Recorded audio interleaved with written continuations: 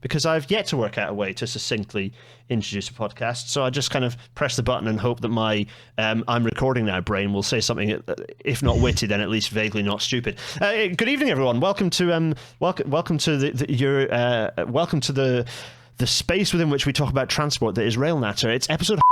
Electric vehicle chargers should be kept off pavements, and waiting in the wings or in the green room having a sip of coffee is Leo Murray, which is exciting. We're going to speak to Leo momentarily. In fact, Leo's in the back. Hello, Leo. I hope you're well. Hi, Gareth. Hello. It's lovely to have you. The last time we were on a multimedia output of some kind was back in, when was it? November 2020. So almost 3 years ago, actually. You're talking about riding sunbeams and solar trains, people fixing the world. For which, when we were doing the preamble to this, you shouted at me and said, we need to do an episode on this too. And you're absolutely right. We really do.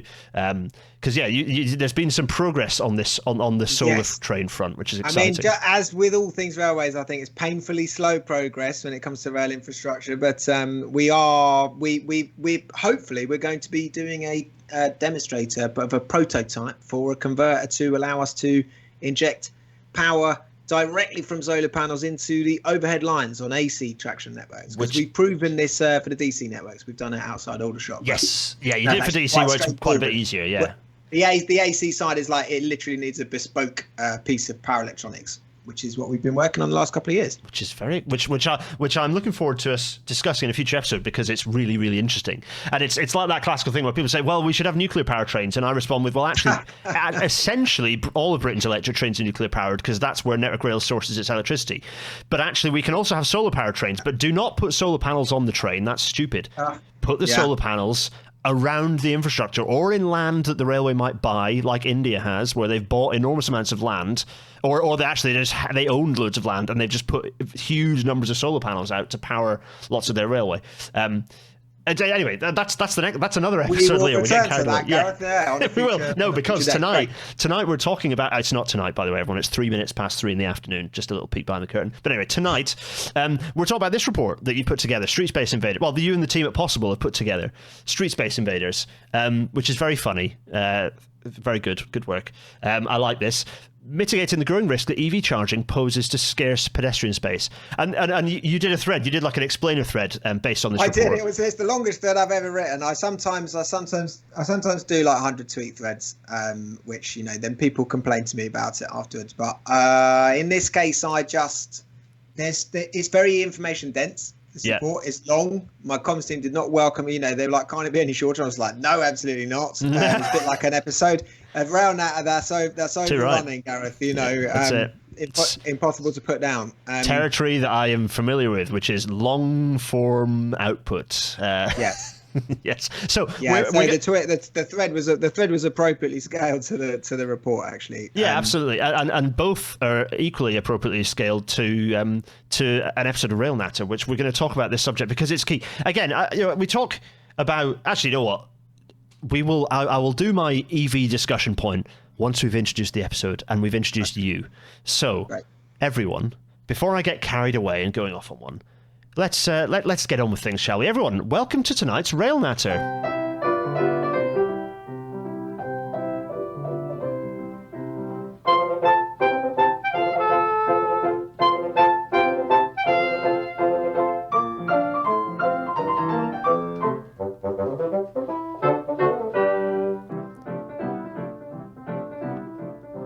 And as the Intercity 225 fades away, we start briefly with some very important news, which is that Widnes Vikings legend Martin Offiah has returned to town. And here he is. I'm guessing by his stature, or rather by a process of elimination, that the two gentlemen to the left here are not Martin Offiah. And indeed that the gentleman, the delivery guy in the back, is also not Martin Offiah. Martin Offiah here stood next to it. Some of the worst charging infrastructure I've ever seen. This is sorry everyone. I have no idea of anything about Martin Offiah. He seems like a cool chap. Nice shades, kind of going for the classic sort of tight jeans, skinny t-shirt, suit jacket vibe. I could never carry it off. The issue, however, here is you sent me this, Leo, because of this is some of the worst examples of like charging infrastructure that presumably you've seen, and certainly that I've seen. Look at this. It literally doesn't get worse. What's it doesn't this? Get worse than that. Why is it in the middle of the pavement? It's like they've gone, oh, the pavement is just the place at the edge of the road. It's like, the amazing thing about this, I mean, I'm sure the tarmac finish doesn't necessarily help with them distinguishing between it, but the amazing thing about it is this is a promotional shoot. Oh, my God. They're promoting this work, right? That's why he's shown up. He's shown up to, to promote EV charging. This is just absolutely spectacular that nobody involved in this, spotted the deliberate mistake. What do they think pavements are for? What do they think people do with pavements? It's the thing you step out of your car onto, and then you step into the building. Right. It's just staggering. So this is what we want to talk to. This is what we want to talk about. And indeed, I'm going to, at long last, having kept Leo in the wings for far too long. Leo, hello. It's so good to have you. I finally have you on Rail Natter, long-time friend of the show. I'm a huge fan. It's great to have you on a subject, because we've been bouncing various subject ideas. I mean, obviously the main one is the one we should have talked about ages ago, and we will do an episode on we'll get around solar trains. We will do it, but this is the fact you tweeted about this. I think I'd been talking about this recently, and your thread came out, and I just kind of my brain did a normal kind of internal fireworks display. I thought, right, okay, Leo, this is it. This is what we're going to talk about on Rail Natter. But first, Leo, introduce yourself. People might not know who you are. No, that's true. They might not. I am Leo Murray. I'm Director of Innovation and Engagement at the climate charity Possible. So, we're a climate action charity. We work where the transition of fossil fuels and, towards a low carbon society and economy interacts with people and how they live their lives and the things they need to do differently. So we try to sort of, the thing that that differentiates us, I suppose, from most climate campaigns is we try to keep it positive and propositional. Yeah. Now, if you follow me on Twitter, I might not always maintain those standards, but certainly our organisational comms is, intended to inspire people to take the action that the climate crisis demands. So Christ-opportunity on Twitter, yes, appropriately. Right. Yes, exactly. So Leo Murray was taken. It's owned by an egg.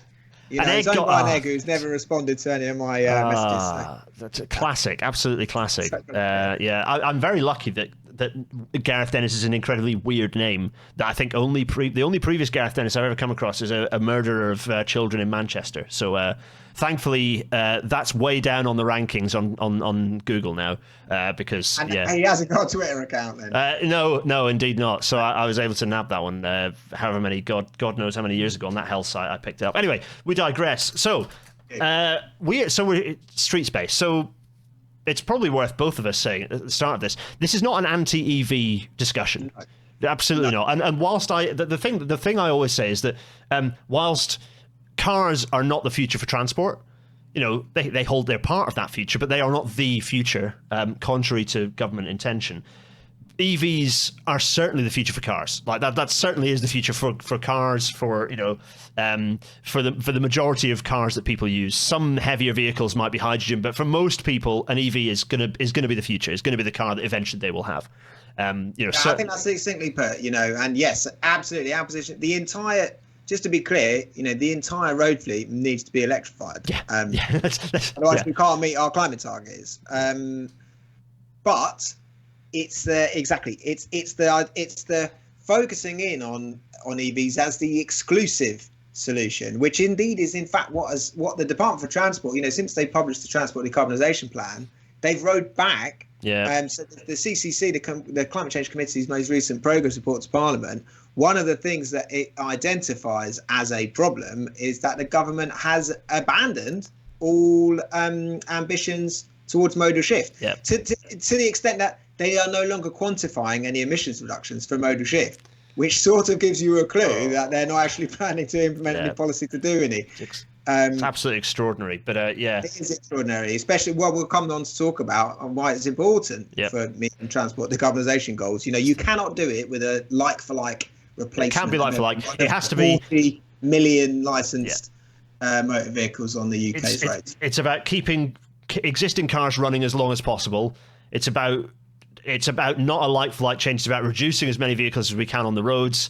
And then it's about the new vehicles that we do need, becoming EVs. It's like in that kind of order. Yes, exactly. Exactly. So it's like the thing that we were taught in the 90s, kids. Reduce, reuse, recycle. It's kind of that kind of logic. Anyway, we digress. Let us reduce the size of our faces and talk about the problem. So the problem. Here's quite a simple little graphic. A little pie chart here. Leo, explain to us what this is saying here, because people might be able to pick it up by the fact that the four colours refer to destination, on street, en route, and other. What's also the title that says distribution of UK parking might give it away. Tell us what's going on here. What's this explaining? So it's not actually just the distribution of UK parking. It is the distribution of public charge points. Oh, this is the UK charge. Oh, right. Yeah. So that is what we're looking at here, and this is the current state of play, or at least the October 2022. Whenever the most recent stats. It's actually slightly newer than that, I think. But what you can see is that most of the public charging infrastructure that has been installed to date is at destination. So that is, if you go to the supermarket, that's a destination charger, right? Or if you visit a National Trust property and you charge in a car park. Yeah. En route is basically motorway service stations. Oh, okay. So en route, that's service stations. Yep. Yeah. And then the other big category is on the street. And that is the subject of the Street Space Invaders report. This is the stuff that is being installed in the very contested public realm. So it's public highways, shared space, that does not just belong to motorists. Yeah. And as you can see, about a third of the EV charge points to date, public EV charge points, are on street, and that pattern is expected to hold for the rollout. So so the proportions will stay about the same, even as this number in the middle gets bigger. About a third of them need to be on street, and that is to serve motorists who don't have access to off street parking, which is quite a lot of households. So it's very different in different parts of the country. But in inner London boroughs, most people don't have access to off-street parking. Yeah, and in fact, the kind of urban development we want actually generally doesn't have lots of space dedicated to dedicated parking. I unfortunately live in actually the density of this it's in theory an eco estate that I live in, relatively new build, but it still has loads of space for cars. Whereas actually a lot of in the centre of York, where you've got lots of nice terrace streets, it's all on-street parking, as with lots of parts of the industrial north. It's all on-street parking, and it's not really one car per household. We had notifications. I was trying to turn off the notifications. This is the advantage of a pre-record, is that also it means I can cleverly go in and tidy up my my slide mess, which is also good. Yeah, don't worry, Leo. Sorry we're good about that anyway. Right. No, it's all fine. We're grand. So, where we got to? We can. It'll all come out in the edit, everyone. Actually, I might just drop a test card in and fix the problem. So, yes, we know that this is that we have this challenge where we've got lots of houses in the types of development we want. Those urban terraced houses are actually really good. They're generally pretty good for the environment. Okay, the houses need a bit of insulation, but they're quite good because it's quite dense. Yeah. That's good. We want that. It means you've got walkable environment, which is great. But it does make things tricky for people wanting to charge their cars, which is why you have this 1/3 on-street situation. Yeah, so... Exactly right. This, and I suppose you've within your report, you go into a lot of detail about the scale, because people perhaps don't realise the scale that we're talking about here. So this is one angle to look at scale. So from a UK perspective, by 2030, we expect there to be around 300,000 public charge points as a minimum in the UK. So that previous slide was 40,000. So we're talking about basically 10 times as many. In fact, you literally say as much. 10 times as many charge points are required by 2030. That's not that many years away. That's 7 years away. Okay, there's a whole extra discussion to be had about what the hell the distribution network operators are going to do to put enough to create enough infrastructure to actually plug those things into, without all of them just providing enough to charge a AA battery. But that's another story. But if we go, it's a different aspects of the problem. But yes, for sure. But if we then look at, you look to London, almost all on-street residential chargers are in London at the moment, right? Yes. And that will probably continue to be the case given the density of London as a city. So it's 50,000 by 2030. 50,000 So stations. This is it. They're springing up like mushrooms. Yeah. And unlike if you're trying to get funding for a rail enhancement project or an active travel scheme, there is a lot of money.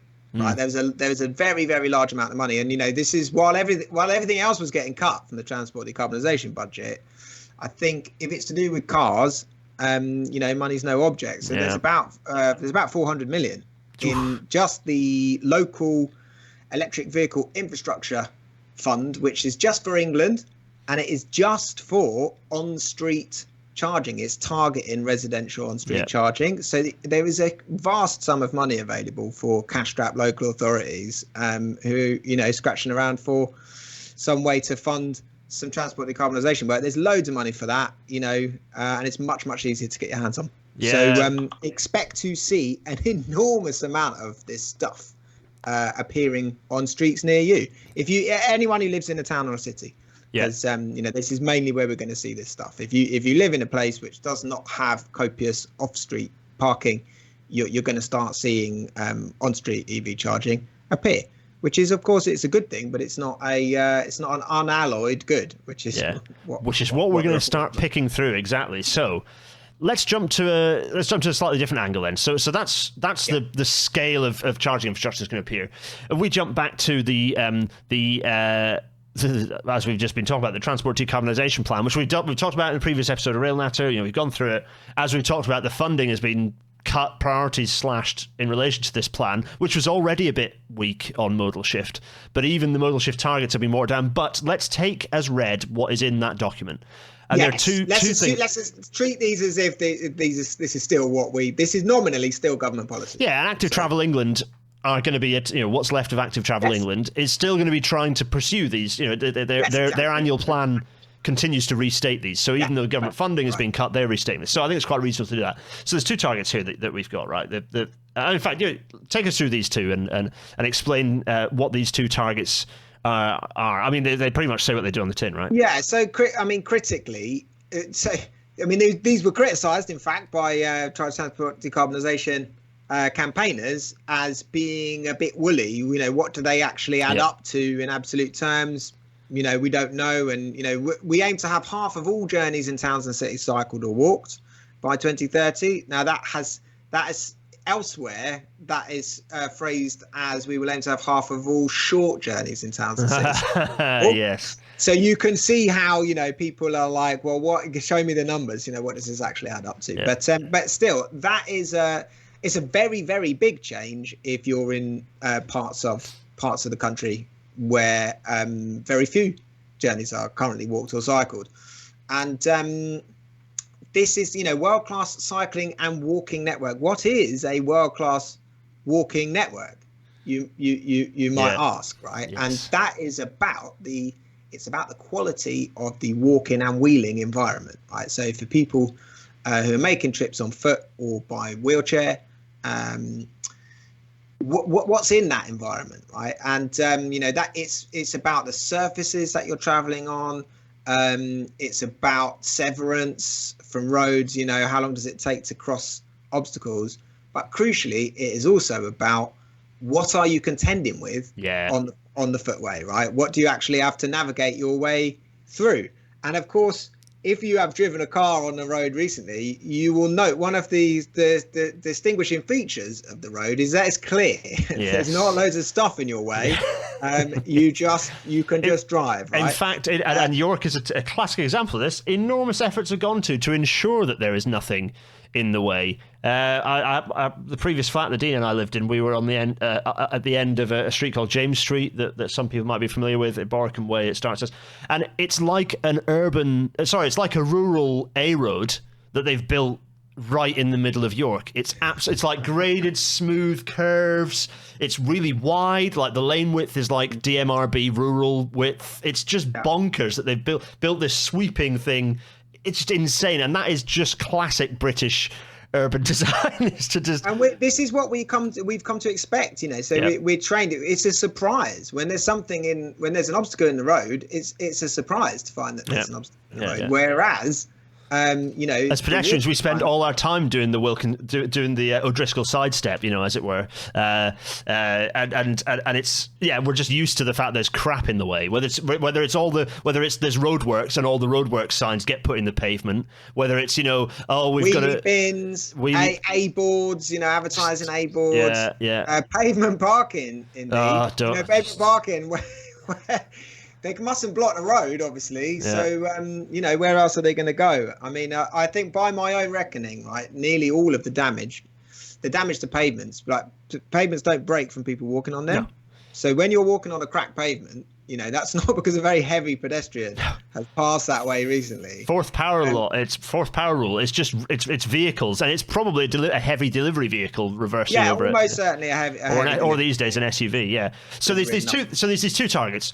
On the one hand, you've got by 2030 a mode shift aspiration, and by 2040 an infrastructure aspiration. So there's the behaviour aspiration and the built environment aspiration. They're both required to deliver the goals of the transport decarbonisation plan. Require both things to happen. They require all this charging infrastructure for people to switch to electric vehicles, and they require the world-class cycling and walking network is needed to support a shift for half of all journeys in towns and cities to be made by walking or cycling. So you have to do both of these things. Yeah, and it plugs into. In fact, yes. So we've got this hierarchy of road users that came up with the update of the highway code.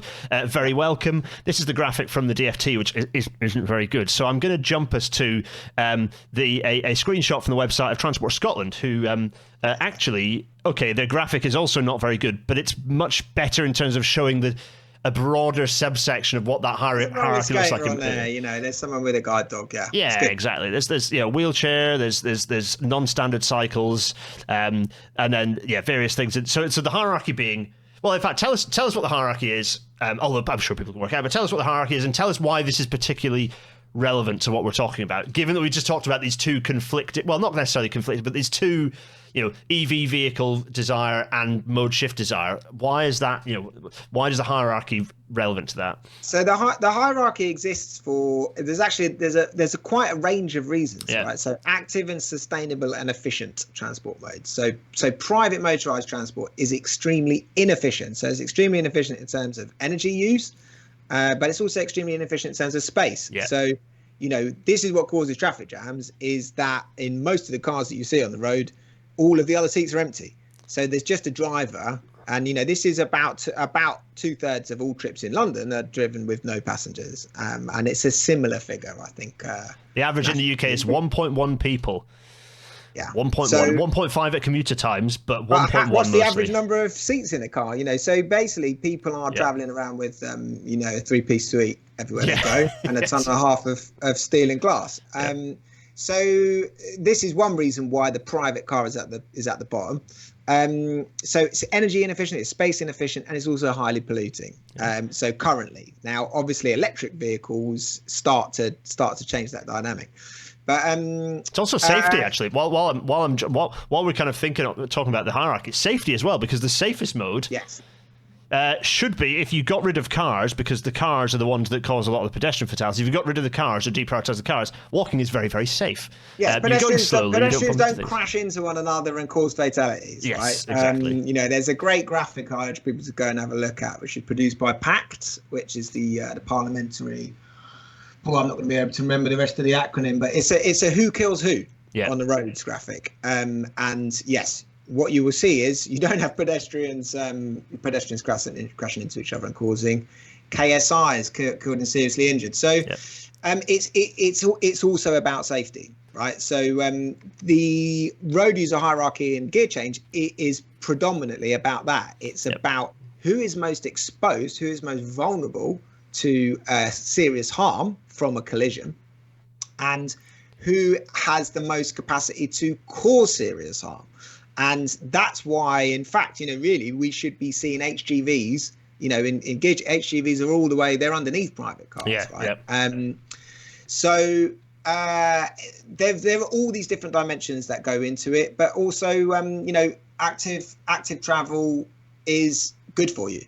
So it's unlike other transport modes where you're sedentary and it's doing nothing for your heart rate, it's doing nothing for your health. Active travel is actually, it's required indeed to maintain good health. You have to be doing so why Fitbits say to do 10,000 steps a day. That's there's a reason for that. So there's lots of different dimensions to why you have the hierarchy in the way that it is. It is, what I would say about the hierarchy is it's a nice idea. It is basically still theoretical. Now, which is exactly, I think, it's that policy. I suppose it's the key thing, as you say. It's theoretical because the theory is that you prioritize from a policy perspective. The policy. So if you look at a street space, a street environment, an urban environment, the priority should be right. First of all, what are the design lines for pedestrians? Build the infrastructure for those. Then, right, okay, how do we fit cycle paths around that? Then it's right, let's see where the bus could go. Is the bus going to fit along there? And then at the very end, you go, right, okay, so we've done all that. How are we going to get the private car in here? Okay, we're going to maybe have a bollard, and if it's a local person, they might have a radar key, and they come in. That's how you should be doing, particularly for somewhere like York, which has a perfect set of walls surrounding it, allowing you to actually make it properly pedestrianised, which it isn't. That's in theory the hierarchy. Yes, but in practice, look at how the DFT calculates, the tag appraisals, where you're assessing a transport infrastructure project for value for public money, that values time savings to motorists more highly than time savings to pedestrians and cyclists. So you can see, that's just one example. There are many, many examples, and that's what this report is digging into. Like, it is basically it remains hypothetical. Hypothetically, this is the hierarchy, right? This is the road user hierarchy. In reality, and not just the reality on the streets as they are, but in the reality of policy and how we're implementing it, and infrastructure spending and everything, it's really the other way up. Yep, very, very frustrating. So, I suppose jumping forwards, related to that, but jumping forwards, there's a report by actually there is a report here which is done for the GLA, for the Greater London Authority, which talks about what the transition looks like. So now we're kind of jumping subject a little bit, but keep the hierarchy in the back of your head. Yeah, it's important. So talk through this report. Tell us about this report, and then talk about the graphic that's on screen, what it means, and how it relates to our problem. So in 2021, the Mayor of London, Sadiq Khan, committed to achieving net zero for London in 2030. Now, that is 20 years sooner than the legally binding targets in the Climate Change Act that we're committed to at a national level. And it's pretty much as soon as it might be feasible for anybody to achieve this at a scale of a city like London. Lots of places did this. So loads of places in 2019 and 2020 declared climate emergencies, and then a lot of them then went on to adopt near-term net zero targets, and that turns out to be extremely challenging to achieve.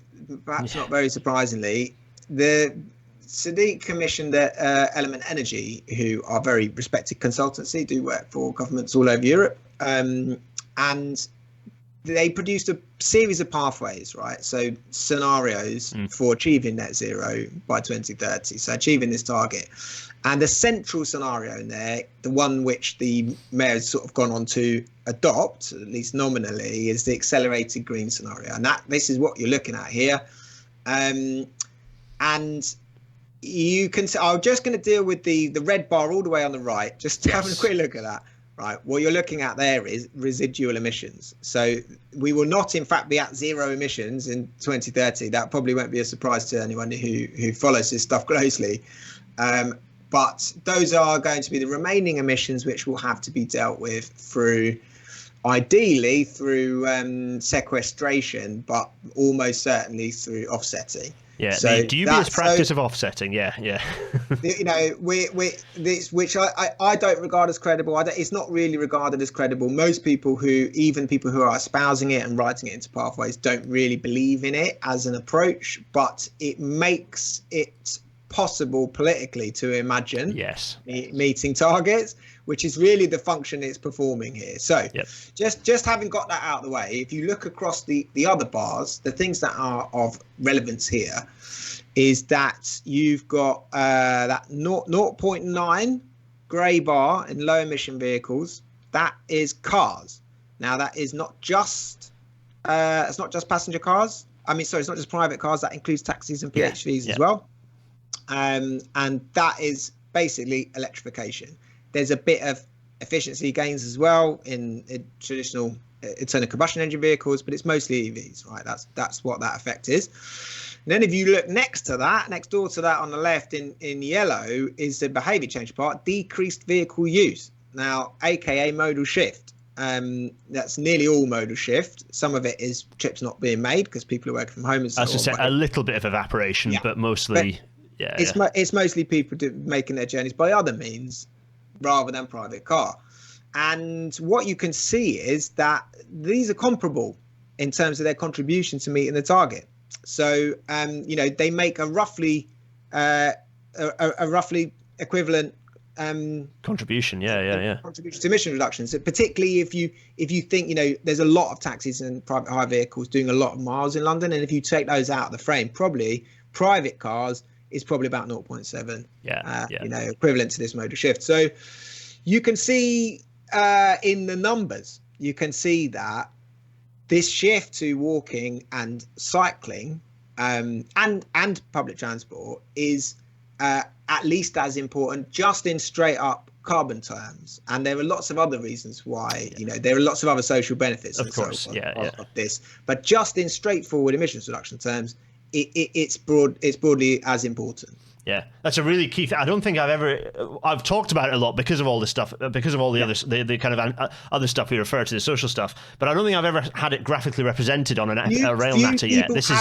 It's really few good. People have done analysis like this, right? That's the reality. Is that it's an underexplored area of policy making in particular. So I think the Centre for Alternative Technology have looked at the numbers on a UK wide scale, because I think Greens for HS2 and myself previously, and Pete Johnson, friend of the show, hi Pete, has used those numbers, but they're quite broad sweeping. This is a more detailed this element energy analysis is a much more detailed analysis, and Centre for Alternative Technology would admit themselves that it's not their bread and butter, whereas for this is Element Energy's bread and butter. So it's a really nice, robust thing to look at. That it's worth saying that the headline sort of, what does that mean for car traffic in London? And it's a 27% at least reduction in car miles being driven in London by 2030, which is an absolutely unprecedented scale of reduction. We have not seen anything like that. Right? The only thing that can cause reductions of that scale is COVID. It's just that's so we've seen the behavioural change happen, and actually quite a few people quite enjoyed London when the cars weren't around. Indeed, I think quite a lot of people enjoyed quite a lot of their places that they lived when there weren't any cars around. Indeed, you can tell that by how many more people were cycling when there were lots fewer cars around. That inverse relationship. Quite a lot of it has been sustained. The cycling, people who took it up in the pandemic, in places that have the right infrastructure to support it, exactly. In places that have put in cycle lanes and low traffic neighbourhoods and so on, you're seeing sustained elevated levels of cycling, which is brilliant. Which again comes back to get the urban environment right, and you can embed that behavioural change. So, talking of getting the urban environment right, this is the now slightly dusty, I think this was last updated in 2007, and you can tell because it's back in the day when people made their PDFs emailable. So all the graphics in this PDF are crap. But to the point where even the logo, which I think that's the Welsh Assembly Government logo of the day, is just like 6 pixels. It's rubbish. But this is still it's a good document. Right? Yeah. So lots of the stuff in Manufacture Streets, Manufacture Street, like you say, it's been around for a long, long time. But it is still, Manufacture Streets 2 is the standard that people are supposed to meet. Now for cycling, it's been replaced LTF 120, local transport note 120 and everything. But for the walking environment, there's not a comparable new contemporary. LTM 120 is great, but a part of me is sad that it wasn't just included in an update, because I don't like the idea of splitting out. I think you should think of them together. Anyway, so look, these are key passages. You pulled out some absolutely key passages here. Obstructions on the footway should be minimised. This is the standard all street designers are supposed to be trying to meet. Street furniture is typically sited on footways and can be a hazard for blind or partially sighted people. It can also be an obstacle for people who are using mobility aids or are encumbered in any other way, double buggies, elderly people with walkers, and so on. Or glued to Twitter. Now, this is the key. Yes, walking into lampposts. Look, this is the absolutely key thing. Although much street furniture is provided for the benefit of motorised users, it's generally located on the footway and can contribute to clutter. In some instances, it may be possible to reduce footway clutter by placing some of these items on build-outs. Now, this is a particular, this is one of those things that it's one of those things where once you've seen it, you can't unsee it. And then everywhere you go, you start to notice it. So when you look at beautiful footage of London and other cities from the turn of the last century, and you're looking at it and you're thinking, why is this so beautiful? The first thing that you realise is there's no cars, right? Yeah. So that's why this looks over. People are just walking everywhere. And there's some horses, but that's a big part of it. And there's lots of people. But then you suddenly realise there's no road markings, there's no signage, there's none of this stuff which has proliferated in our urban environments, all of which is there to serve in some way to guide or curtail motorists, right? People in cars. And then when you look at where is this stuff, it's nearly all been put on the pavement. Oh my goodness me! It's incredible. I direct people to Paris Marx's book. Their book describes the kind of politics behind the process within which the automobile manufacturers and lobbyists pushed to basically completely transform our urban environment into one that allowed cars to flow freely. And it's so pervasive, but even down to I think one of the biggest mistakes that was made in policy for parking is the fact that the anti-parking markings have to be proactively placed. It should have always been that you can only park where there is a line, rather than you can only park where there isn't. Exactly. We should have marked out places where people can park, not just park anywhere that there isn't a line telling you can't do it. Just an enormous and obvious mistake that has just caused us. That's going to be very difficult to reverse. Yeah. So hard to reverse. So look, I think that this build-outs point is absolutely critical here. Yeah, and there's a picture later on of a build-out. We'll show you everyone if you want to know what a build-out looks like. We'll get on to talk about that. But this is basically the street furniture. One of the things that I have been most struck by in doing this research was learning that, basically without exception, if you are a highways authority, you are free to do anything you want to the pavement. Yeah. And you can just do whatever you like. So although there's all this good practice guidance, the good practice guidance is not in fact prescriptive in that it has no statutory force, right? Yeah. There isn't any actual duties that are enforceable around this. There's not even such a thing as a proper minimum footway width, which is you can't do because many of the pavements are too old. They predate it, and you'd have to go around spending loads of money stealing space from cars, golly. Yeah. So it's all just guidance and good practice. Whereas if as a highways authority you want to do something to the carriageway and you want to repurpose a parking space that has been designated for parking, that triggers a statutory consultation process, which is very costly and time consuming for officers. So you can see just right off the bat, there's so you've got to put some new stuff on this street. Where are you going to put it? If you're a council, you're going to put it on the pavement. Because highways officers are very difficult to recruit because it's often a very rubbish job because you're so overworked. Very few and far between, underpaid, and generally getting shouted at by a lot of people. It's a difficult job being highways officers, and I've not had great time and success with the York highways officers, but partly because there aren't very many of them and they've got too much to do. But it's an incredibly important role. One of the most important climate roles in the country is the council highways officer, and they are not treated well or paid nearly enough, and therefore there aren't many of them. So we need more of them. And if we jump to London's walking action plan, to kind of continue this theme, it's still a story, isn't it? Yeah, it's really, really clear. Street changes of any kind will be required to benefit people walking.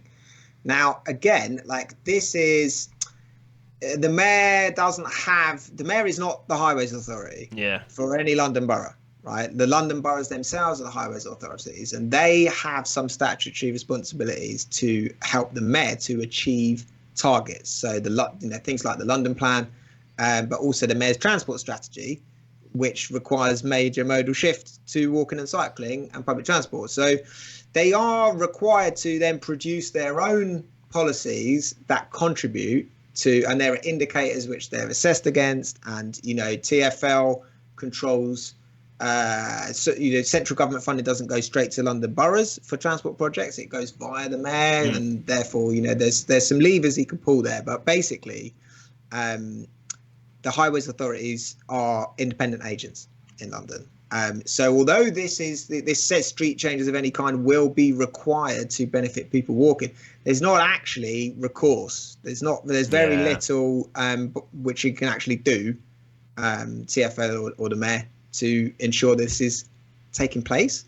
But their own research, TfL have lots of research, and actually the walking action plan is excellent. It's very good, and this is the strategic walking analysis it's well worth the read. I mean, there's a couple of things in it which are just worth your audience hearing, which is that about half of all walking in London is as part of a multimodal trip, which is involving public transport. Yeah. So that is like half the miles being walked are being walked to bus stops, to train stations, and so on. And which is a lesson for the planners of those infrastructure systems, to know that they need to make sure that it's as permeable as possible, that you make it as appealing for walking and cycling as possible. Sorry, go on. Yes, exactly. And loads of rail stations in London, it's like you leave the station and it's like an incredibly hostile environment. Yeah. But of course, how else are you leaving the station? You're going to leave the station on foot.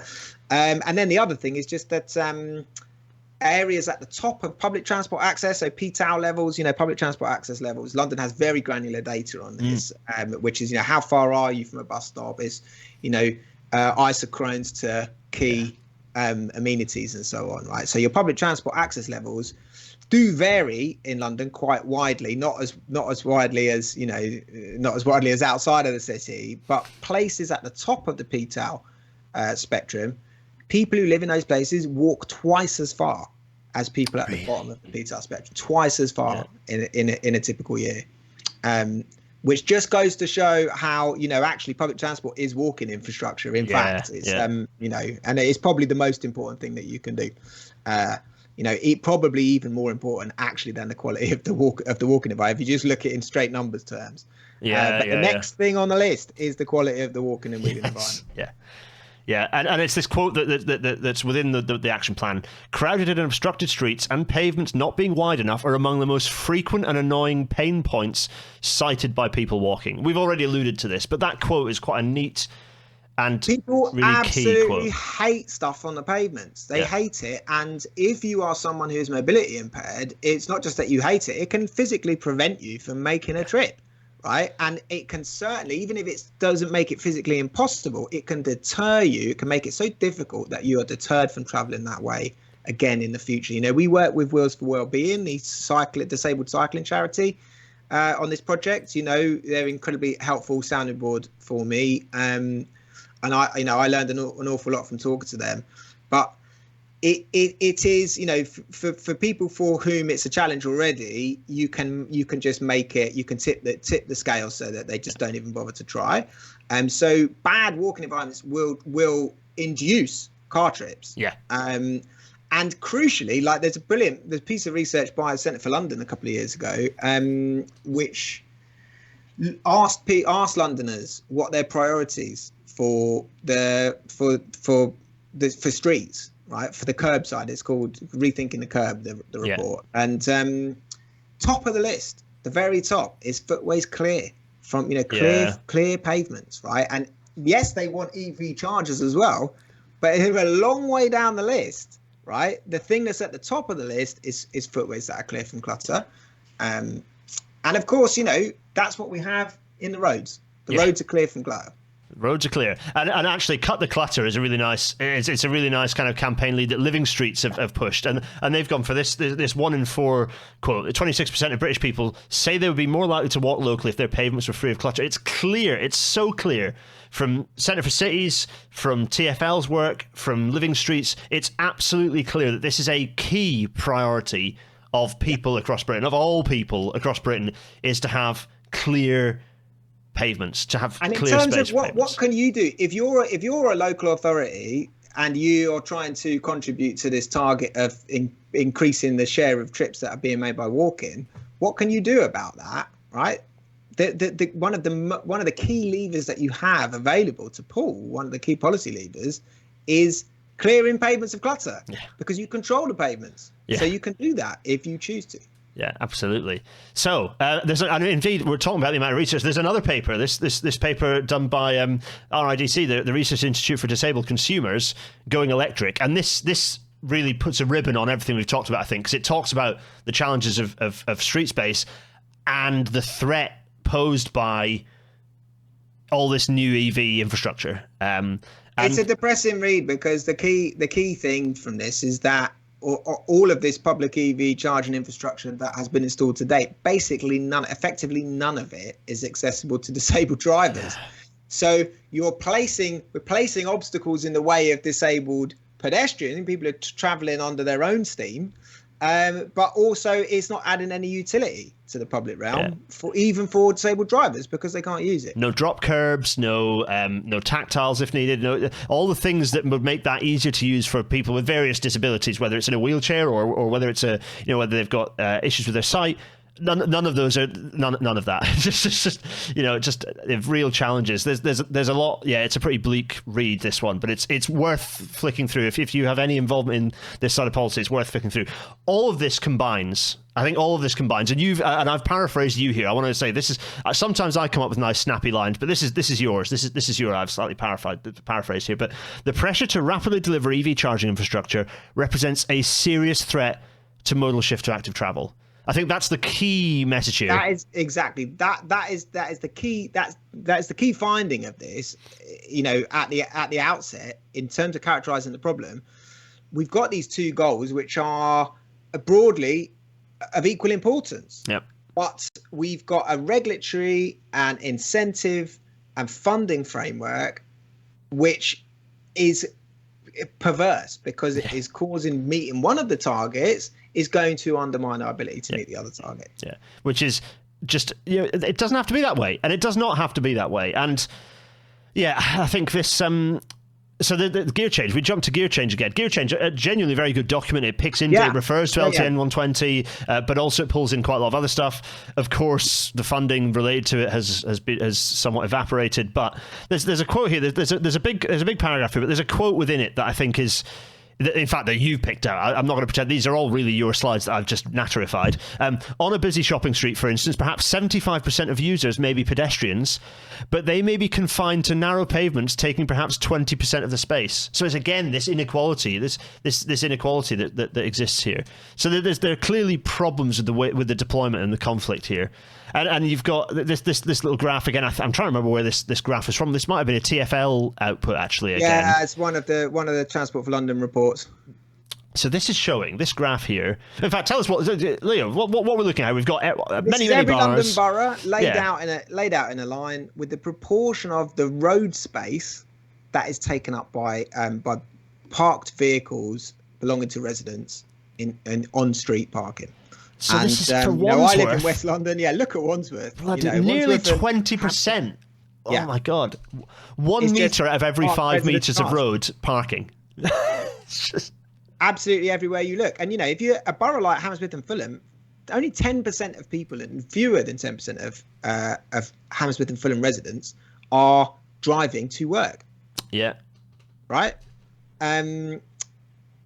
Why is 18% of the public realm taken up with their cars? It really makes very, very little sense. But it's one of those things that has just happened over time without being planned. It's remarkable. It really is. It's quite stark. And these additional vehicles is people with other cars as well. It's quite interesting that we go to Richmond. as Richmond. I might be wrong visually, but it looks like Richmond has the dubious accolade of being of having the most additional vehicles as a percentage of the road space taken up by the cars. So that's second cars, 2-car households. That's right. Golly, which I suppose for those who know London and know Richmond, that would figure. It's very nice, but that it flies. So how do we resolve this, and what are the ways that we can fix this? So I've put up. In fact, there's a couple of documents here. Tell us about these documents and why. How do these fit in? So the first one is a new BSI standard that Motability have worked on with the British Standards Institute, and this is for accessible public EV charge points. Now, it was only published late last year, and progressive local authorities are working their way through how are they going to produce designs. What's actually compliant? How are they going to comply?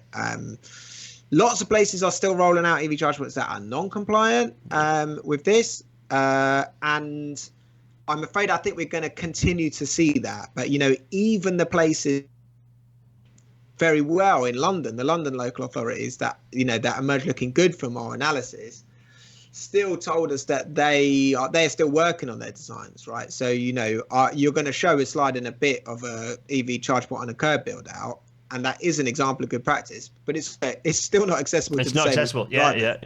Right. So this is very new, but it's brilliant that the standard now exists. And then meanwhile, the other thing you've got on this slide is London's streetscape guidance, which is extremely clear and emphatic that, street furniture in general, but it specifically talks about EV charge point placement. And there is a whole nother document, which is guidance from TfL to local authorities on how to do on-street EV charge point placement. And you should never leave 2 meters, right, is the clear footway width that is required to be maintained. And you should never be installing any street furniture that is leaving less than 2 meters. And that's for a quiet residential street. The numbers are much bigger if you're talking about a busy high street where most of the, with a lot of pedestrian footfall. You want 3, you want 4, you want maybe even 5 meters, right? And it's very, very clear that you mustn't ever fall below this level. So it's not just about disabled access, but it's also about pedestrian comfort. So pedestrian comfort levels, that is the thing that you need to increase if you want to induce walking trips. If you want to get people to take trips they weren't making by walking before, you have to improve their comfort levels. And pedestrians are uncomfortable on any pavement that's less than 2 meters wide, because as soon as you pass a pedestrian coming from the other direction, you're coming into somebody else's space. Particularly post-COVID. Actually, we've all got embedded this idea of maintaining social distancing now. That's all embedded a little bit in our brain. So we're even more characterized to give everyone a little bit more polite space when we pass them on the street. Absolutely. So 2 meters as the minimum width, right? Great. But then if you actually walk about on residential streets in London, they rarely are 2 meters wide now.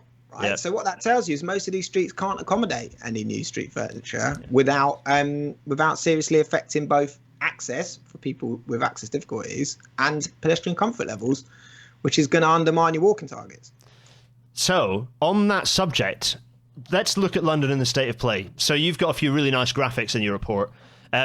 These 3 I've stuck in. Talk us through all this. So we've got 3 graphics. 2 of them are London boroughs in various shades of colour.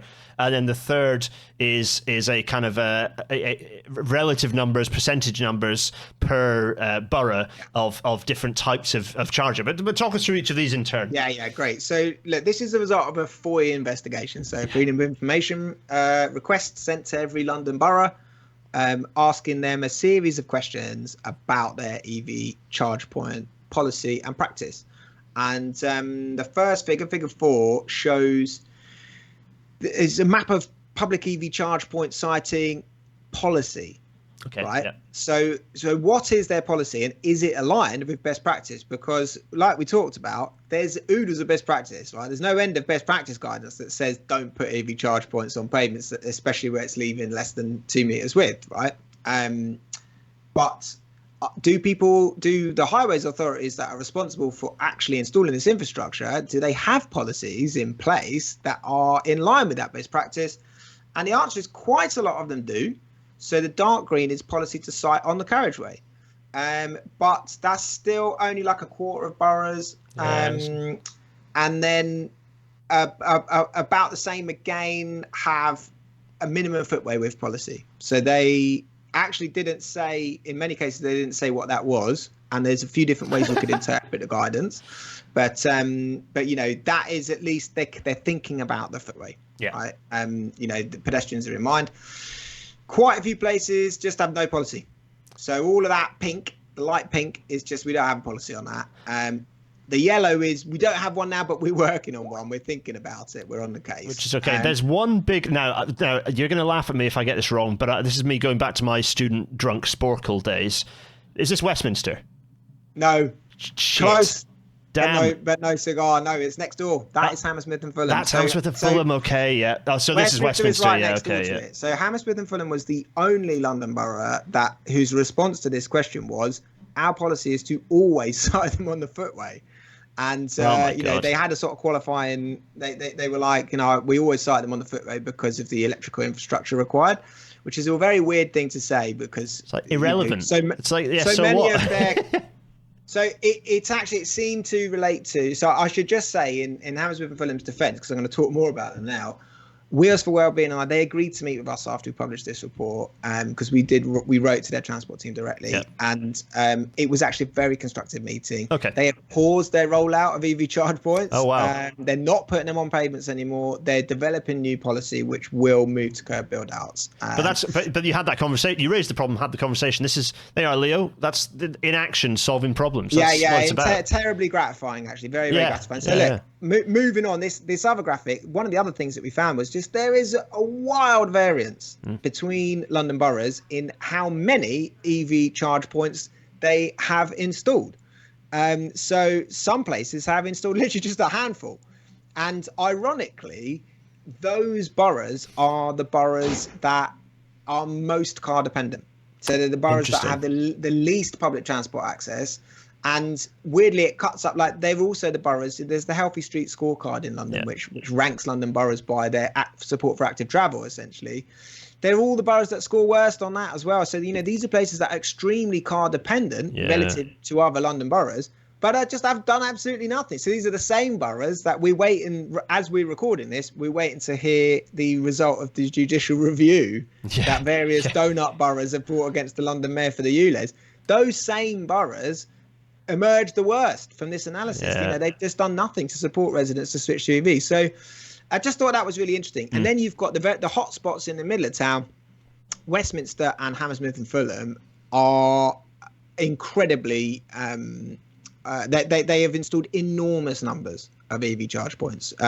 Each of those boroughs more than the whole of Wales. Right. Oh wow. Yeah. Okay. Yeah. So we're talking 1,500 plus. Around the 1,500 mark when we submitted this, and they've done hundreds more since. Now, the chart on the right shows you the proportion that have been installed in each borough.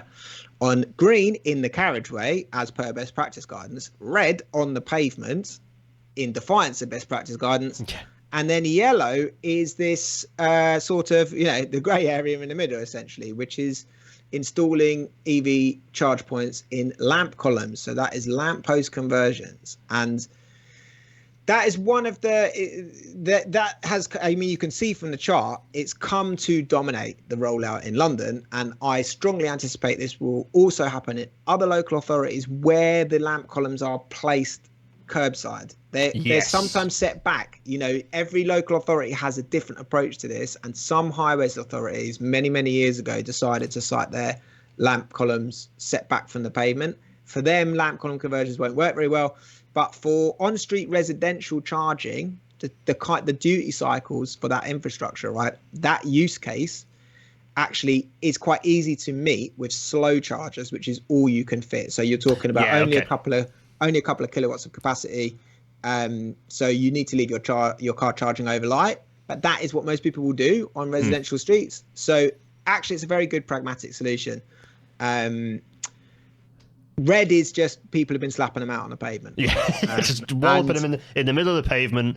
That's the worst possible thing, and you can see that spread. Bexley so and Barking and Dagenham. Barking and Dagenham and Bexley. I think Barking and Dagenham backed out of the legal challenge in the end, but Bexley is one of the litigants, I believe. And then Bromley, I have to say, Bromley's at the top because they have also done a percentage of the carriageway, but also their majority of their installed ones are on the pavement. They've snuck up the top of the list because of the fact they are also installing on the carriageway. But there's... And then look, we shouldn't, if you just look down the bottom of the list, we shouldn't let Havering and Hillingdon off the hook yes. because they just literally installed none. They had none. Absolutely none nothing at all. all. None on the public highways. Right. Yeah. So there are some public EV charge points in supermarket car parks and so on in those places, but they are not things which have been controlled by the Highways Authority. Hillingdon is the council that is leading the legal challenge against the ultra low emission side. So you can draw your own conclusions from that. Good Havering is the most car dependent borough in London. Greenwich, bless them, they're very apologetic. They failed to keep accurate records. So they do not know. They couldn't tell me where they'd put their EV charge points, and they were like, we probably better check. So they're in the process of auditing that and come back with some numbers. Yeah, okay. Yeah, exactly. Yeah, nice one. So what's quite useful is to take that and then jump that into... So that's relative numbers. Let's look at the absolute numbers. Yeah. So exactly. So Haringey looks very good on the previous bar chart. Haringey looks like it's doing a great job because most of its charge points have been installed on curb build-outs. But, over 50%. The only London borough to have put more than half of its charges. But then... Look where Haringey is on this. Yes, exactly. It's all the way down there. So it's just installed very, very few charge points. So it's important to look at these metrics from a few different angles, I think. Yeah, for sure. So you can see Hammersmith and Fulham, as per their policy, not a single one on a curb build out, right? And absolutely enormous numbers installed on pavements. So something around 450. Something just shy of 500 of these things appeared on pavements in quick succession. And Westminster as well, also huge numbers. Okay, less huge on the pavement, but big numbers of sort of still huge numbers that are being located on the pavement. And then we've got to give a shout out here to Camden and Waltham Forest in particular, because I think ones with numbers are possibly slightly unreliable, but Camden were very confident in their numbers. Waltham Forest has installed more EV charge points on curb build outs than any other London borough. Yeah. And I think that really, in many ways, that is actually the most important metric, right? Because what that demonstrates is a very sophisticated and grown-up approach to transport decarbonisation policy making, right? They have recognised that there is a threat to pedestrian space. They're prioritising pedestrians as per their road user hierarchy, as per their transport strategy, So Waltham Forest has smashed it. Camden regrets that red bit on that bar, and they won't be doing any more of that. And they have got a framework for rolling this stuff out, which includes like a bespoke public engagement process, which means that they can do this stuff quite quickly. It's lamp column chargers everywhere they can put them, but fast chargers where they're needed, to plug gaps in provision.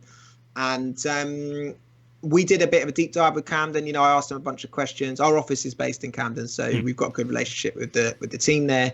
And the officer responsible gave me lots of extra information. And a couple of really crucial things, I think, for listeners is, for a start, people don't object. So it's putting curb build-out charges in reduces parking supply. Yes. And it's very, very hard to take away parking spaces. Yeah. Like normally when you try to do it for any reason, serious political capital required to burn up parking spaces. Exactly. Yeah. But installing EV charging infrastructure in parking spaces doesn't seem to trigger that kind of hostility from the public, which I thought was really interesting. That's interesting. Yeah. And it costs about $2,500, Camden said, for the civil works. For a curb build out, which was less than I was expecting, and Waltham Forest say it's costing them more like $3,750. So I don't know if that's suppliers or design or what, but that's the sort of ballpark figure that you're looking at, right? So $2,500 to $3,750. These are the guys who've actually done a lot of this stuff, and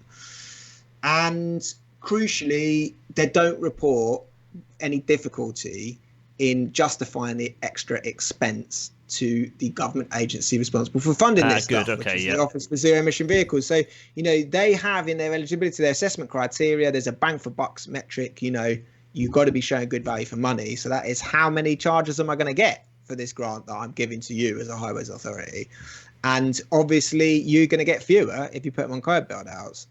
But Camden says we've never had a problem justifying that extra expense for complying with good practice. So yeah, it's just important, if people are watching and they're actually involved in rollouts, those are things you might worry about, but they turn out not to be major concerns. Fantastic. Yeah, and I know there'll be people listening to this, because I know a few of them out there who are involved in this sort of specking. So yeah, that is really useful information. RailNet are never knowingly not giving you all the extra juicy details that you might need. Brilliant. Yeah, thanks, Leo. So the next couple of graphics. So this alludes to the thing that I was just talking about. There is just a very strong correlation between boroughs that are ranked highly on the Healthy Street scorecard, right? So boroughs that are doing good work to support modal shift to walking and cycling also tend to have installed high numbers of EV charge points. Westminster and Hammersmith and Fulham are interesting outliers here. They're off the curve, The line. So there is kind of a bit of a trend here. I'll draw the trend line. What are they doing over there? So you can see, they've installed way more EV charge points than you would have expected based on their Healthy Streets scorecard score. Yep. And then the graphic on the right is like I say, this is probably the most important metric is, well, how many have you put on the carriageway?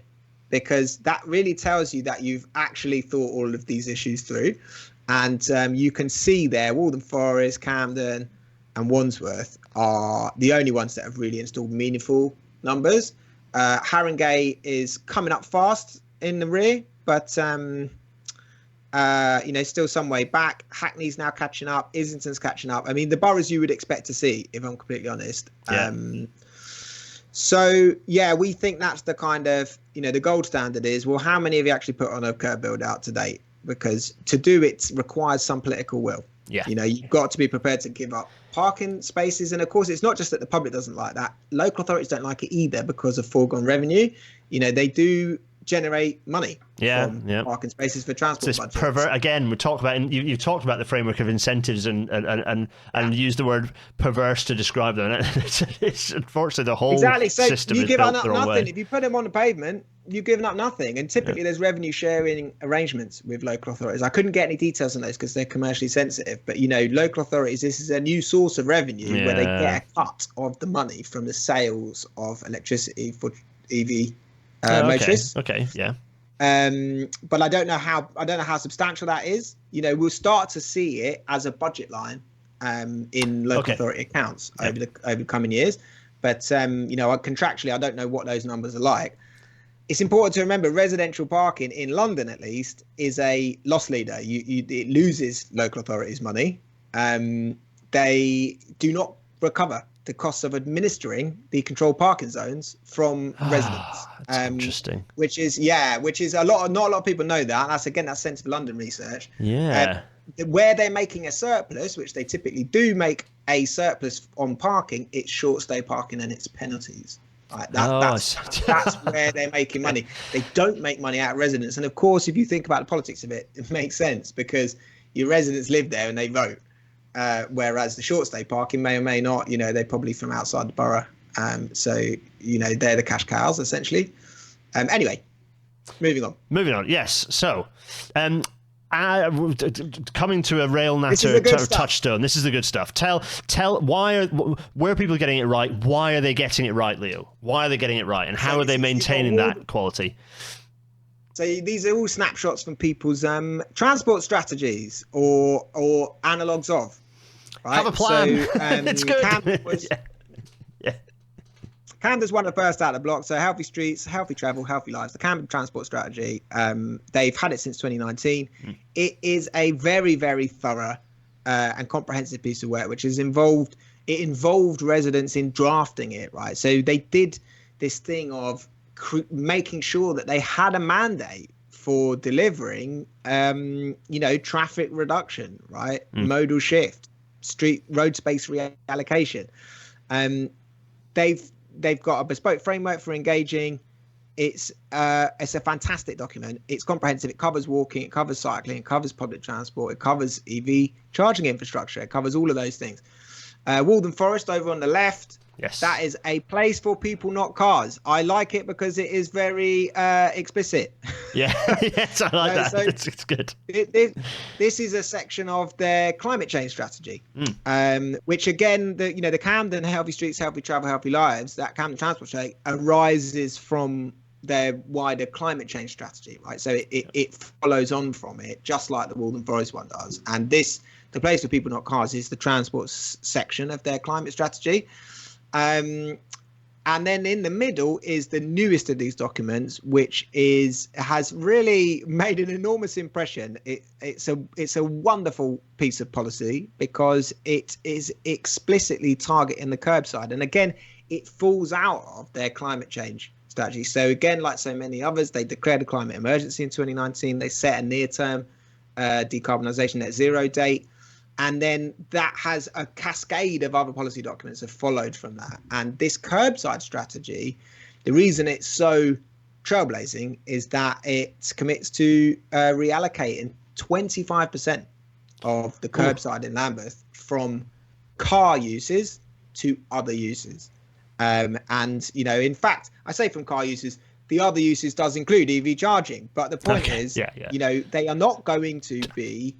So they're going to, and I'm hoping Possible is going to work with Lambeth on helping to deliver these goals. They're going to be quite difficult, but things like they're going to put street trees. There are many streets in Lambeth which have been judged to be impossible to add street trees to because the pavement's too narrow. But guess what? There's some more space on those streets now, and it's where the cars are parked currently. So this is true of so many other places, and actually looking at the curbside, focusing in on that. Lambeth, only a minority of households in Lambeth have access to a car. Yeah. But the public realm is still dominated by cars.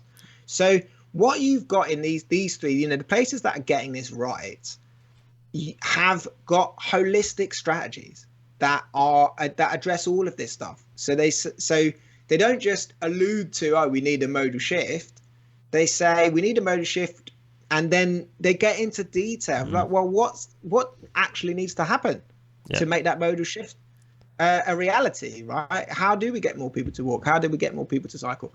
And that's what you need. So the common feature of the boroughs that have been installing lots of EV charge points on curb build-outs is that they are actually working within a framework. They've got a framework for delivering against their climate goals. Whereas Westminster and Hammersmith and Fulham, Hammersmith and Fulham's last cycling strategy is from 2014. Oh dear. And it hasn't got a walking strategy. It has no transport strategy. Yeah. So it still doesn't have one. They promised one. I think the Labour Party promised one in their 2022 local election manifesto. There's still no sign of it. But meanwhile, they sort of go off, they pop off with like, we're going to put an EV, make sure every street's got an EV charger, but it's not embedded in any framework. It's no plan. Yeah, absolutely. It's, as a consequence, this having aggressive EV charge point rollout targets, but without a holistic strategy for how you're addressing transport in your borough, that's what leads to these perverse outcomes where suddenly you've got 500 EV charge points have been installed on the pavement. Yeah, it's just such a big. That's like the big drum bangy thing that we do, that we shout about here in Rail Natter Towers is, if you have a plan, things you can do rolling programs. You can justify this. You can politically justify this to the electorate. You can say, well, okay, that's happening. We're taking that parking space away, but that's because you're gonna double your bus frequency, or we're gonna, you can have the strategy. Without the strategy, it's very difficult to deliver this on a number of levels. Whether it's the officers knowing what they're supposed to be doing, whether it's the politicians knowing what their message is, or whether it's the electorate, the voters, being angry because they don't understand what's happening and they don't see how it fits into a bigger picture. They're just seeing a bad thing happening without an obvious good thing happening. It's just so important. And this works a local, regional, city and national level, and indeed, pan-national as well. Yeah. So that is, that's what the boroughs that were getting this wrong. don't have this, the boroughs that are getting it right do. So I think that's one of the key lessons from the report is like, make a holistic strategy. Yeah, absolutely. So having a transport don't just strategy write is an key. EV charging infrastructure strategy if you don't also have a walking strategy. Yeah, exactly. It's not possible. You have to think about the bigger picture. Have a transport strategy. It is key. Right, it's in classic university lecture end bit style. We're going to put the pictures. We put the pictures at the end.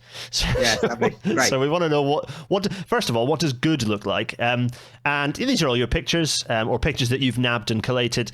So for those who've been wondering, we've been talking about them a lot. What does a curb build out? What does that look like? We've referred to it a lot. Well, here it is. This is what it looks like. This is a lovely curb build out. Yeah. So this is one I pass regularly on my way to the possible office in Camden, in Mornington Crescent, and it's actually, this is a rare example of it not being in use. It's in use very routinely, and what you can see there is, this design of on-street charger has the transformer in the same piece of street furniture as the socket. Yes. They don't always. It's often a separate piece of infrastructure.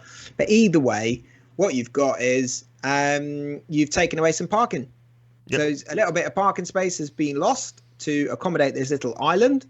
And because it is sensitive electrical infrastructure, it needs a bit of protection. So it's got these bollards around it with reflective bollards to stop people from driving into it.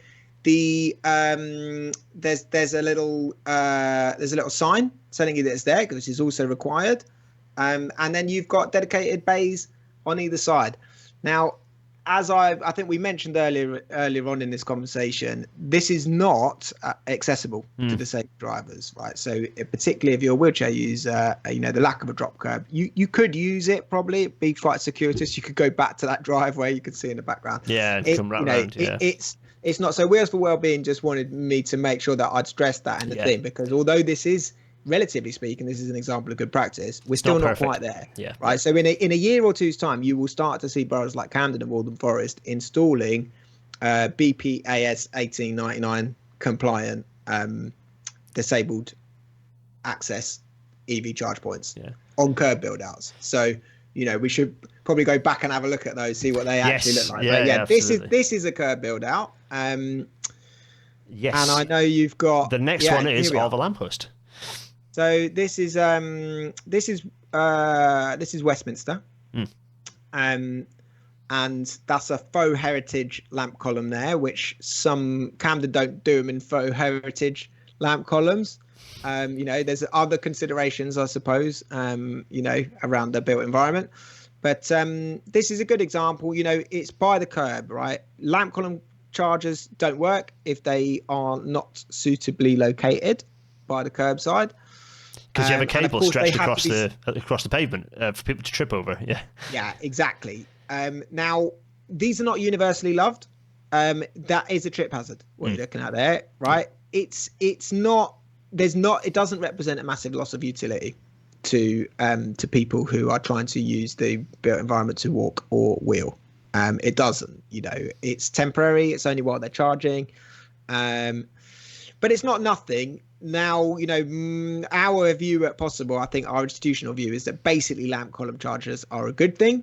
They're incredibly cheap and fast to install. Yeah. So if you are a highways authority facing a lot of pressure to hurry up with the rollout of public EV charge points, lamp column chargers on residential streets are actually a very good option, provided that they're placed correctly. They're an excellent option. Now, sometimes they're too narrow to accommodate the charging infrastructure, there's a couple of different providers who make this stuff now, and often they will give it to the council for free, essentially. Oh, wow. Okay. Because, it's a route to market for them. So it won't cost the council anything at all. So this is good, and you can see why they've come to dominate the rollout. The only thing is that really, because the appeal is that they're cheap and fast to install, they don't cost the council any money. That means sort of de facto they're not going to be accessible, because to make this accessible, you would need to add at least add a drop curb, right? And that costs you money. So that's the main worry about them. But they aren't ideal for disabled drivers. And one thing I would say, actually, like in the innovation bit of the report, We talk about potential future charging technology, and induction charging might be a thing in the future. It's quite lossy. It's not that energy efficient, and it's very expensive at the moment. But you can imagine a scenario where the only private cars remaining on the roads in a place like in London are cars that belong to disabled people, and every disabled parking space being specced out with an induction charger. Because of course, if you are mobility impaired, then induction charging is ideal. You just park, you don't worry about it. Yeah, off you go. Exactly. And you could see that long term. You could see that being a solution in densely. In streets that are entirely, all the parking on the street, we talked earlier about, the northern industrial terraced streets, narrow terrace streets, 2 up, 2 down type situation, where there are not enough lampposts and probably not. Well, actually, I tell you what, let's jump to the next solution, because the next solution is one of the options there, which is. It's not bad. So this is like subsurface technology, they call it. So most of the gubbins is underneath the paving slabs. So that's where the power electronics infrastructure is. And the thing that you're seeing sticking up there, you look at that and you think, well, that's a trip hazard. It is a proprietary lance. So this is a Trojan system. There are a couple of different rivals, but Trojan are the ones who's actually got contracts with some London boroughs. So Brent and Camden have both got a couple of hundred of these. And I think Ealing has just signed a contract with them to do more. When it's not there, when you're not charging the vehicle, there's nothing. There's just like that round disc on the floor, and it's flush to the pavement.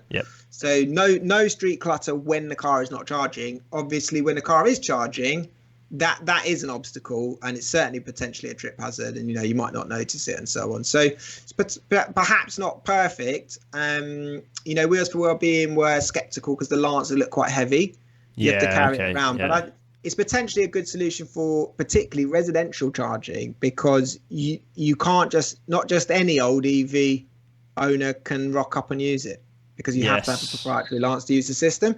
So, I think there's swings and roundabouts there, aren't there? For example, in that solution, that problem we talked about, that, induction charging being very expensive, this solution in where you've got, 100 properties on a street and 100 cars and not very much space to you don't have a lamppost next to every car. This could be the solution. You administer a lance to every property, and that's almost their key to ensuring that people don't park next to their spot. So it could work, but with all the caveats that Wheels for Wellbeing have highlighted and absolutely needs to be considered and consulted on with them. So that's certainly don't hate it. Don't hate it. It's a good bit of innovation. I think it's sort of I think so. I do think that is this. When I've said don't put anything on the pavement, this a few people threw this at me as what do you think of this? And in honesty, it's like actually that is quite a smart solution. I like that. But. And there's a lot more of this than there is of what we've just looked at. That's the reality. What does bad look like? So I love that you said, maybe I should have ended on this, but actually no, we're going to start bad with the electric vehicle charging parking spot directly outside the front door of Great Minster House, which fans of the show will know as the headquarters of the Department for Transport. So this is the Department for Transport's own guidance on EV charging infrastructure. Says don't put it on the pavement. Put it on curb build-outs. But Westminster Council installed one literally outside the front door.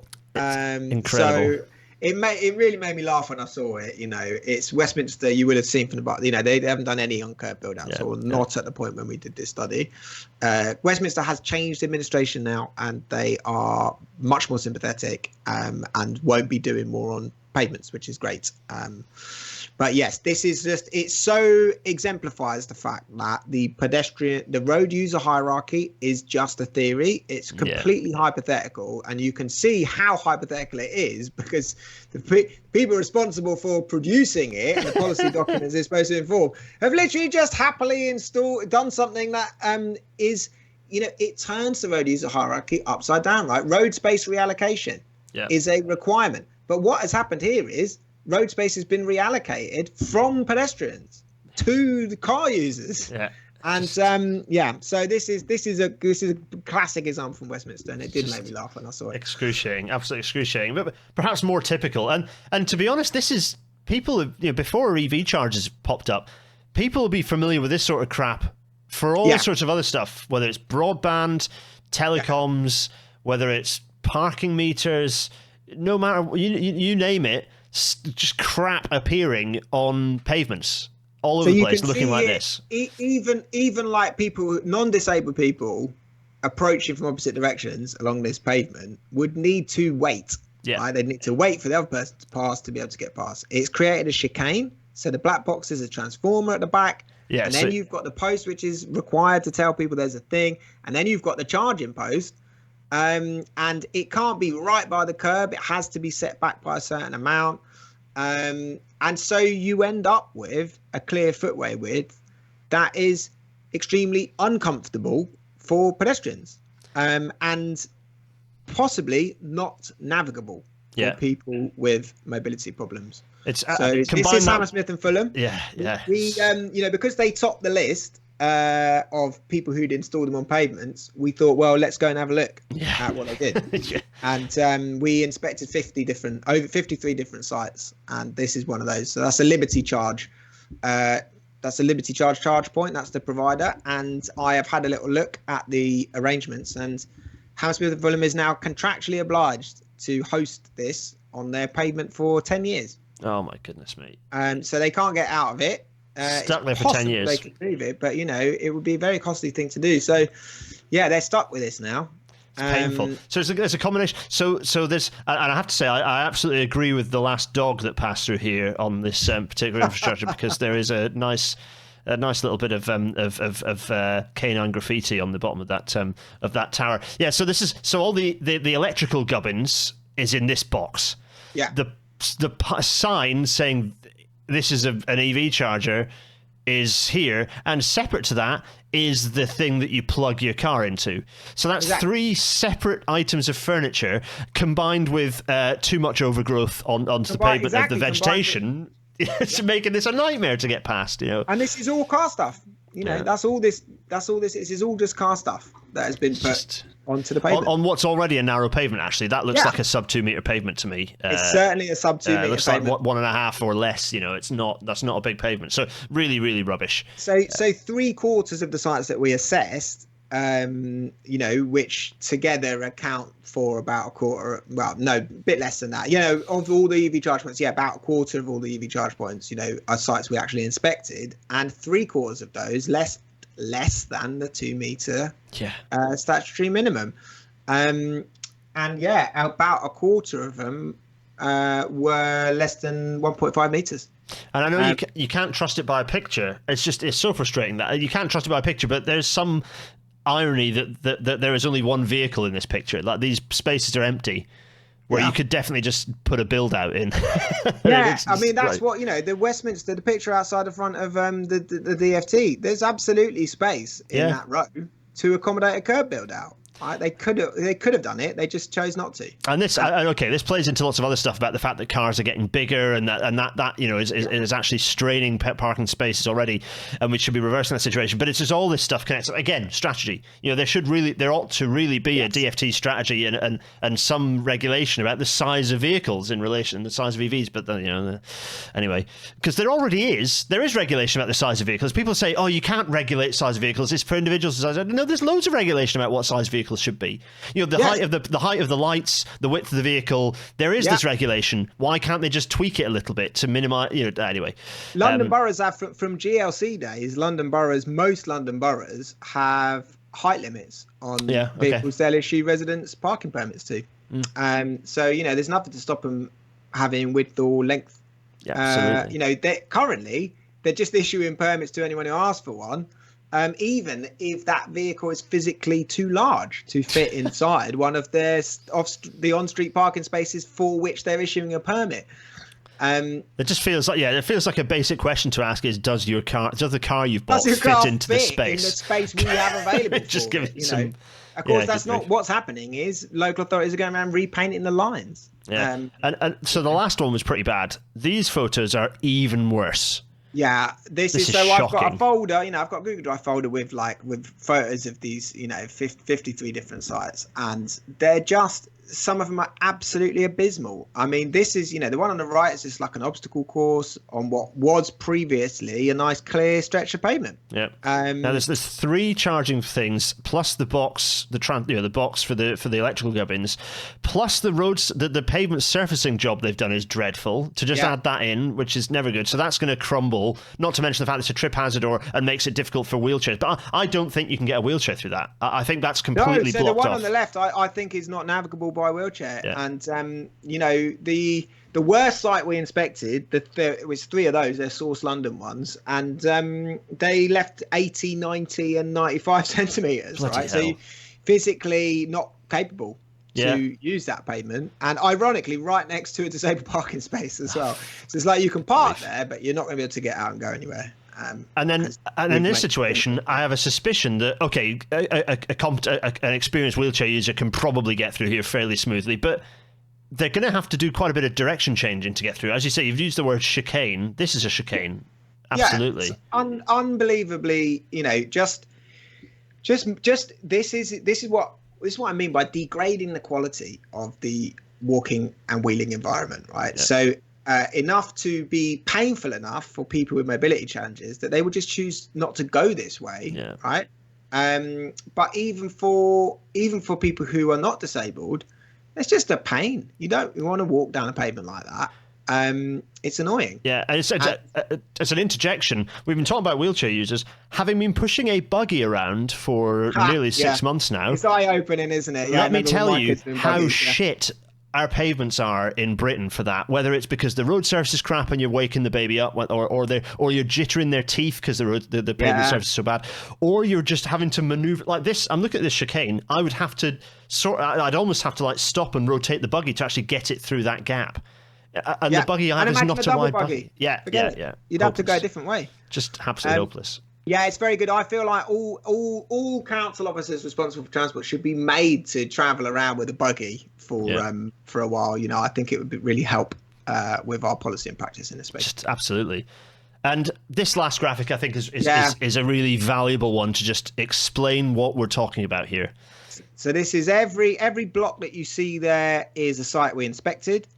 And you can see the lines are marked on the pavement. 2 meters should be the minimum, right? There shouldn't be anything that is encroaching onto the pedestrian space, onto the footway that is leaving less than 2 meters of clear footway width. And you can see 3/4 of the sites we inspected did that, and then loads of them also left less than 1.5 meters. So that means that you can't pass each other. If a wheelchair user couldn't pass someone on foot, right? And then the last ones, the hot pink ones at the end there, have left less than a meter. So this wheelchair user could not, in fact, go this way. They couldn't get to the end of this. If this were a real street scene. It's just incredible. And it's you have it laid out here, and you just think, how is someone? How can this happen? Yes, you wonder, right? Well, we went back and we reviewed the Wheels for Wellbeing reviewed the equalities impact assessment for the programs that did these installs, and the officers had concluded that no groups with protected characteristics would be affected by these works. Just extraordinary. And that's over. My guess is that's overwork. That more than negligence, it's overwork. And that is. Yes, and of course, them not having a framework to work with him. They've just been told get me a load of EV charge points installed. Yeah, and they don't. It's not in reference to anything else. There's no, and by the way, protect the quality of the walking and wheeling environment. And I think. So to conclude this, I think the way to conclude this is I've just chucked up an image of the sort of thing that we're seeing our streets changing into. We're seeing an enormous amount of changes to our urban realm. Lots of them good, actually. Lots of them good. Plenty of them less good still. But actually, we're generally seeing a thrust of lots of positive change happening on UK urban realm. And this is the same across, you've got lots of international listeners. This is the same across the rest of the world as well. But this is the moment we cannot get this wrong now, can we, Leo? We have to get it right now. At this point, there's so little. I mean, listen, there's less time. There's less time than people think. This isn't, look around us, right? As we record in this episode, the world is on fire. Europe is on fire. There's wildfires absolutely everywhere. British tourists who can't leave their hotels because it's too hot. People being evacuated from Rhodes and Sicily. We are only going to get one shot at this because infrastructure changes that we're making to our streets now. That's probably it. Like, that is the change that is going to be made between now and when we have to hit these incredibly testing climate change targets. So doing things like installing charge points that have made rendered the pavement inaccessible to wheelchair users, but being contractually obliged to retain that infrastructure for the next 10 years, we can't meet our targets if we get this stuff wrong. And actually, my sort of closing comment, I think one of the things, what I learned doing this was that we all say the right things, and the road user hierarchy is very familiar, right? We've all seen it lots of times, and it's in everybody's sort of this is what we're going to do. But then when you look at the actual regulations that highways authorities need to comply with, and all the different factors that are steering them towards different choices, everything steers them towards just knackering the pedestrian environment and leaving the environment for cars untouched. And I think that we will know that the road user hierarchy is actually real, has become real, when we're seeing highways authorities installing pedestrian infrastructure like street trees and benches, not on the pavement, but on curb build-outs, right? That's when we'll know that pedestrians are actually at the top of the hierarchy, and it's not something we've seen yet. So, maybe in Lambeth and Waltham Forest over the next couple of years. Here's hoping. Absolutely. I mean, Leo, thank you. That's been so good. We'll come back momentarily to say goodbye. But as ever, the usual outro plugs. Thanks to everyone who's listened to this in audio only format. It's been lovely having you along. Hello to everyone in the chat, by the way. Yes, more of the chat can continue in GarethDennis.co.uk/Discord.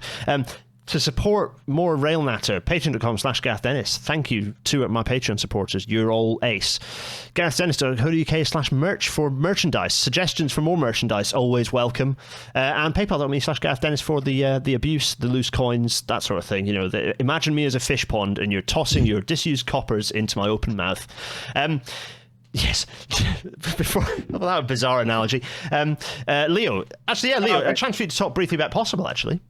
Yeah, great. Well, look, I'm director of innovation. That is a very unusual role for a small campaign charity to have, and I feel very fortunate to be able to work at Possible. If you are like me, if you frequently got down by the state of everything in relation to the climate crisis and our sort of failing to rise to that challenge, Possible is a good place to come and remind yourself that actually there is good stuff happening, and get excited about solutions, because we know what we need to do, most of it, but then there are aspects of this which just require us to do things that are new that we haven't thought of yet. And I am extremely lucky to be in the role where that's a big part of my job.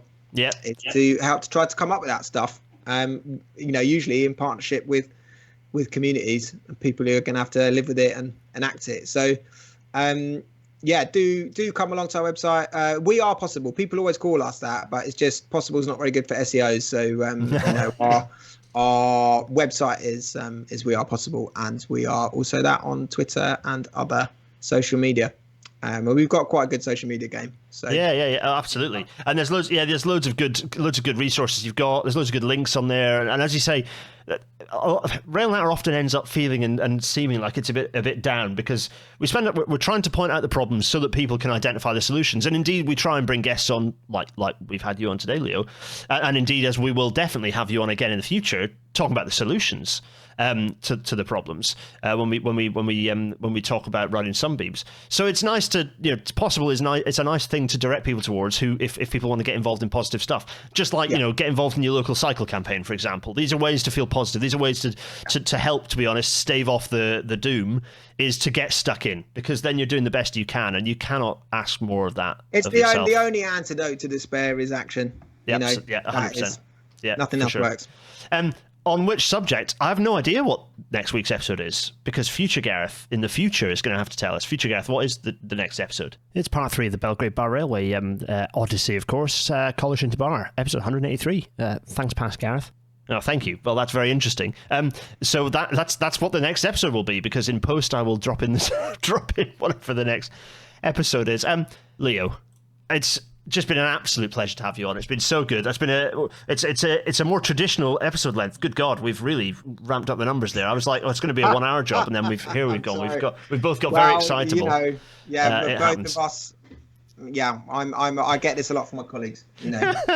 It's a long form report, a long form Twitter thread, and now it's been a long form rail natter. Leo, it's been an absolute pleasure. Such a pleasure, brilliant. I'm a huge fan of the show, Gareth. And, I've learned a lot about railways from you, mate, over the last few years. So it's been a pleasure. Well, it's always nice to have fans of the show joining, and it's likewise. I always follow your Twitter thread, your timeline and watching for the next bit of activity that you've been up to, or the next thing that you share, or a piece of information. So everyone follow Leo on Twitter. If you do nothing else, do that. It's a good start. Leo, everyone in the chat, thanks for watching. Everyone listening, thank you so much. Everyone, cheers now. Thanks, bye.